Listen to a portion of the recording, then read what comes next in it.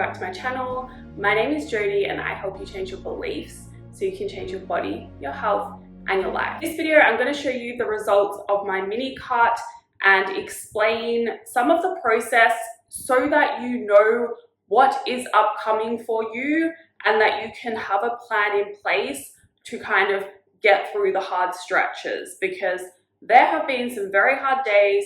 Even now, I am just coming to the end of week 4 and that's where we're going to end it. Next week, I am kind of moving again, and so it doesn't make sense to kind of be restricting my food and having to be so strict. And it's also been long enough. I'm happy with my progress. I've made enough progress. And now I'm in a really good position to move forward into my next goal, which is going into a build again. And if you missed it, the reason I did this mini cut is because I was building and then I gained more weight unexpectedly in Bali, and I wanted to continue building, but I was sick of eating and it kind of just made sense to have a break, lose some weight, and then we'll go back into the building process. I decided to film this during week 4. It is Saturday today and Monday will be 4 weeks exactly. So we're a bit before. And what you also have to understand when it comes to weight loss results is that your cycle is going to impact these. It's going to impact your photos. And so it would have been smarter for me to film this in another week's time and to show those results, because I am just before my period. I am holding on to water for sure. I feel really puffy and I know I will look even better in a week's time. The scale will drop again in a week's time. It was moving down for 3 weeks and this week it has kind of stalled because of what is going on in terms of my cycle. And so it's really important for you to understand that in yourself. There will be weeks where maybe the scale doesn't move or even it goes up again. And really it is best to assess your progress at the same part of your cycle every month and not during it, right? I kind of wanted to show you this in between before I get even leaner, because I'm in it right now. Like, I am struggling with my energy. My workouts this week have been so hard to push through. I'm sick of this diet. I'm sick of feeling like I am restricted with food. I have been able to manage my hunger quite well, honestly, but it's my energy dips that I've been just really struggling with a lot. And so you've got to expect that, right? And you have to be extra disciplined despite those energy dips. It is not a sign that you don't get your steps in because you're too tired. You've got to push through. It's not a sign that you don't go to gym and push hard because you're too tired. You have to keep pushing yourself despite that, unless of course your data is crazy and you feel like you're getting sick or something like that. That's different. But mine is just extreme exhaustion, and food has been smelling extra good. I get to the cafe, I see the cakes, I'm like, I just wish I could eat one of those. Like, I have the same desires that you have. I just know how to control these. I'm super disciplined when I choose to be, and you can learn how to be that disciplined as well. But you have to understand, during weight loss, the start will be easy the first 1 to 2 weeks because you are motivated, it's all new. Then things start to build up, right? You get diet fatigue, you get more hungry maybe, you get cravings, especially if you are at a particular stage of your cycle. Energy is gonna dip, so you feel like doing less. This is all like your body is going to try and fight you to stay the same, right? It is not starvation mode, but your body literally is like, oh my goodness, you're not giving me the energy I need. Let's stimulate these biochemical reactions, because it's trying to tell you to eat more to give it what it needs, but you have to fight back and not give into that. That is how weight loss works. You have to stay in a calorie deficit and not bring yourself out of a deficit by giving into your body and moving less when you're super tired or eating more when you're super hungry. Now, there are exceptions to this, but that is the general idea of things, right? You have to be disciplined.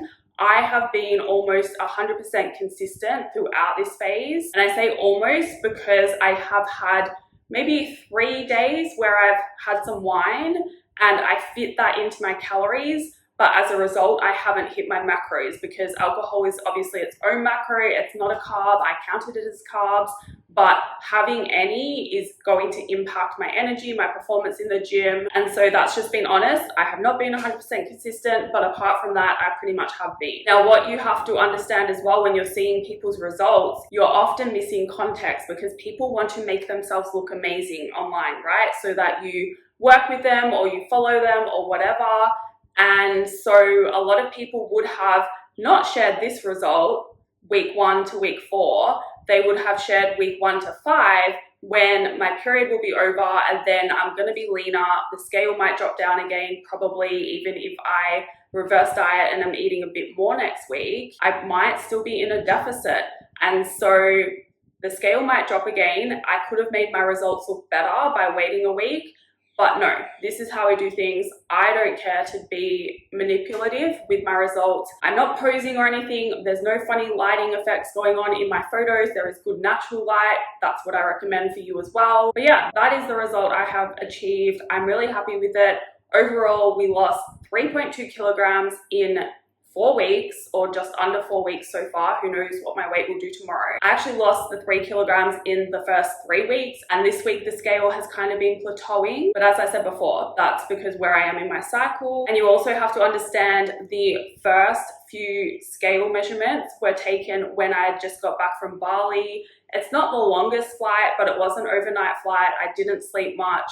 It's flying full stop at high altitude. That is a stress on the body. So I was holding on to some water weight, 100%. And some of that weight loss is also going to be water loss from reducing my carb intake. So you have to be mindful of that as well. But as you can see by my photos, and this is why we can't just look at the scale, we need to get photos and ideally measurements as well. I was really lazy, didn't get my measurements.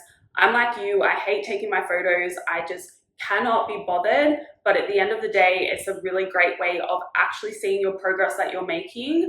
And by taking my photos, that's when I could really see that my glutes had grown throughout the process. I thought I just put on weight and gained some body fat in Bali, but I actually grew my glutes. So if I didn't have these photos, I wouldn't have been able to see that. If I hadn't have taken the photos before Bali or during Bali, I wouldn't have been able to see that. So it's really important, whatever your goal is, rely on your photos and how you're feeling most of all, and then have the other quantitative data there as further evidence of the progress that you're making. Even though some of that weight loss would have been water, I've definitely lost body fat as well. And you can see that I've maintained my muscle. And that's what I'm really happy with, because when you are in an aggressive deficit, especially by any deficit, it's very easy for your body to want to take muscle first. So if you're not weight training and pushing hard still, aiming to get stronger, even in a deficit, if you are not eating enough protein, then when you're losing weight, some of that is going to be water, some of it's going to be muscle, and some of it can be fat. But ideally, you want to make sure you are doing everything to maintain that muscle mass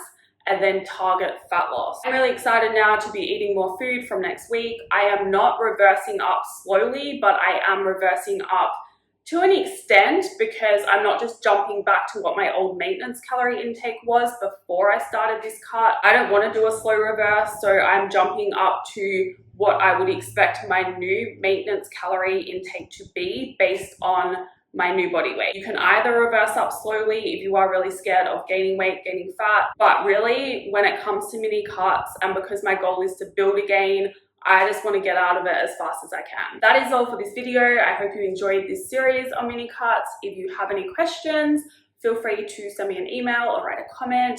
Thank you for watching. If you would like to see more, please subscribe. And if that's the case, I will see you in the next video.